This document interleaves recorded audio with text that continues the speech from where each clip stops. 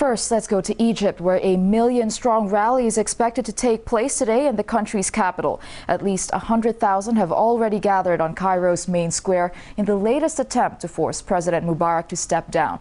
Well, so far, 300 people have reportedly been killed and over 3,000 injured since the protests began over a week ago. Well, for all the latest, we can now cross live to our correspondent, Paula Sleer, who's been covering events for us. Well, Paula, the Egyptian army promised not to use any force against protesters, and that has encouraged many to join the rally. Well, now, are there any reports of violence, and what is the military's role? Well, as you can well imagine, the passions here on the streets of Cairo are running high. The mood is one of celebration as thousands upon thousands of people descend on Tahrir Square.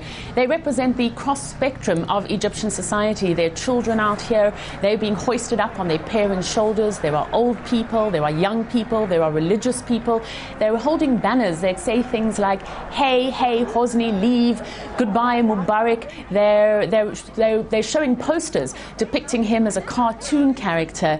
Now, the earlier intention was for the protesters to make their way to the presidential palace, and as a result, the whole route has been, and it continues to be, lined with army, with soldiers, with tanks, with trucks.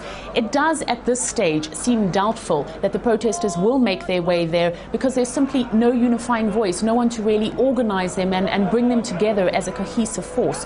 But having said that, there are no reports of violence as of yet. There are demonstrations being held at cities throughout the country, and there too we've had no reports of violence. There are small groups of pro-Mubarak demonstrators out on the streets, but they're receiving no attention, and as you can well imagine, their voices are drowned out by the thousands upon thousands who are there calling for Mubarak to leave. Well, many see today's rally as a sign that a change of regime is a done deal and that Mohamed El Baradei is a possible candidate for the president's post. Now, what do the locals say about this?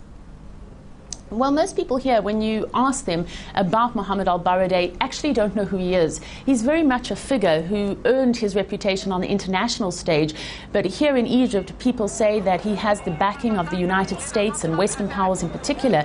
And this does not present him in a particularly good light because they say he's been painted with the same brush that paints Mubarak. Having said that, though, the opposition parties did need somebody to bring them together, and they've chosen him, and he's done a fair deal so far of trying to bring everyone on board. He has appealed to the Muslim Brotherhood. They have given him their backing, but they have stressed that it's only temporary. Now, the opposition groups have put together a list of demands, and on those demands they address issues such as unemployment, such as the rising food prices, such as the disarray on the streets. We're not yet clear when they will in fact be able to present their demands to Mubarak, if in fact they will be able to do so, but certainly for now the opposition voices gaining momentum here in Egypt. Now, we're just hearing word that the Jordanian King Abdullah has fired his government and appointed a new prime minister. Now, this follows demonstrations in Jordan over the past few days. No doubt, as word of that filters down to demonstrators here on the streets of Cairo and other Egyptian cities, it will fuel their excitement and only add to the momentum we're witnessing today. Speaking of the momentum, today is the biggest rally since the protests began over a week ago. Well, what's the atmosphere there like? Is this a decisive day? Is this it? Or are more demonstrations likely to follow? Well, protesters certainly want to believe that this is it, but that does not seem to be the message coming from the Egyptian president. He has done nothing to meet their demands other than reshuffling his cabinet, appointing 3 new figures, but essentially keeping most of the ministers in the same key positions.